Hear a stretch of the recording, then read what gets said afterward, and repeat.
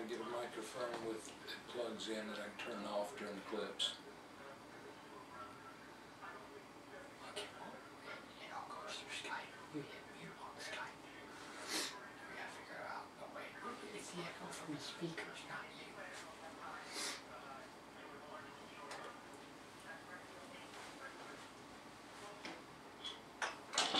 Okay, what do you think?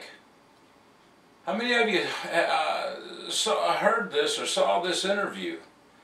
I think it's just incredible that a bill the massive size of Obamacare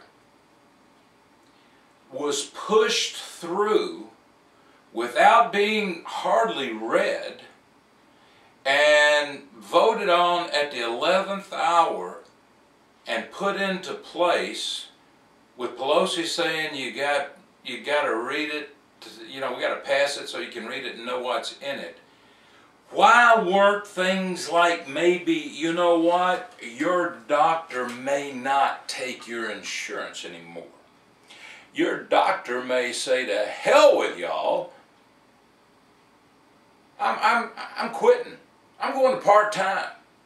I'm going to go to work for a hospital and go in and, click in on the time card and do my 8-hour, 10-hour shift 4 days a week and go home.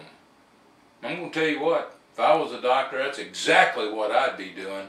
I would not put up with this kind of garbage. I'm so tired of all of this because the basic underlying problem is that they feel like a doctor shouldn't make money. That a company making supplies for hospitals and doctors shouldn't make money. I don't see Barack Obama, who was worth very little as a senator and has a worth of over $7 million, giving me a penny of it. What's wrong with profit? Now, the insurance companies aren't perfect.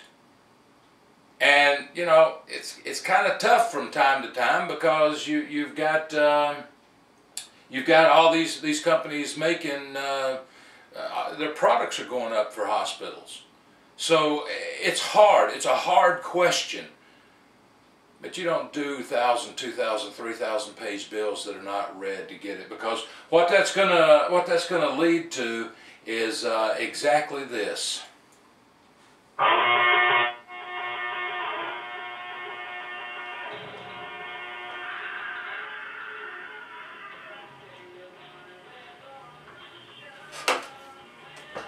There you go.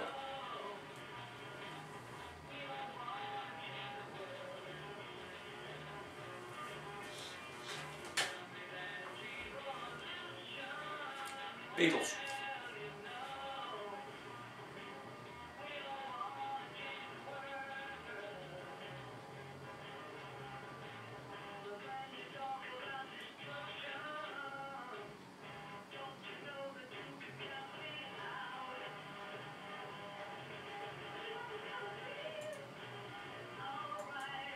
What do you think?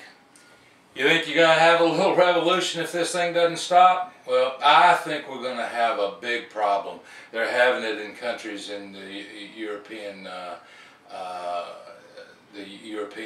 theater now. So, it's one of those things where, hey, we're going to have a problem here too. We've been trying for 3 days. We're going to move on. We've been trying for 3 days to finish this top 10 economic myths of 2010, and we're going to go finish them right now, and then we're going to go into talking about this tax bill a little bit. This is very interesting stuff. I think the first 5 that we talked about has been eye-opening for me and eye-opening for a lot of people. Here's the 5th. Despite largest budget in history, the liberal media considers Obama fiscally conservative. Their myth is that big spender Obama is going to cut wasteful spending and curb the deficit. Ooh.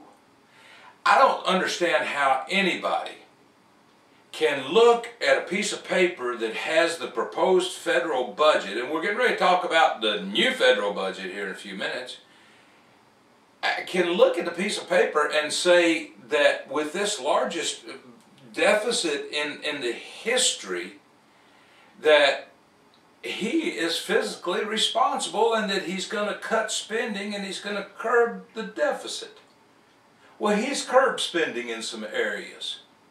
I mean, at 59 years old, I have been, and I'm going to say that as many times as I can on radio right now, because in February it won't be that anymore. So I've got to say this as many times as I can. But being in a generation that was born in the early 50s and grew up in the 50s and was a teenager in the 60s, there was one thing that I was very, very proud of in this country. And I think everybody in this country has always been proud of it. And that was the space program. Now, other than the fact that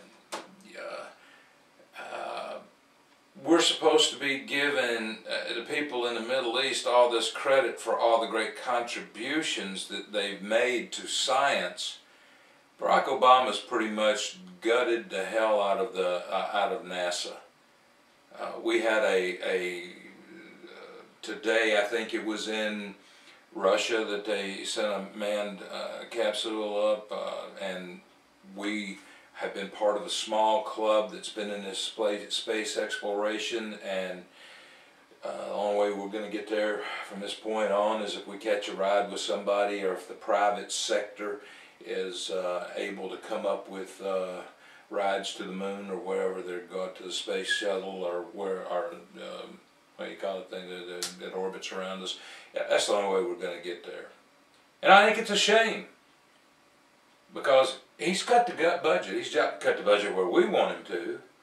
I think if you get on heritage.org, you're going to find he wants to cut our defense systems and budget, and I don't really want that to happen. I'm not a warmonger, but I think we should go back to the days when the mighty military, going back to Rome or wherever in history that you want to click in on, you may not go to war, but people don't mess with you if you've got a military that they're scared of.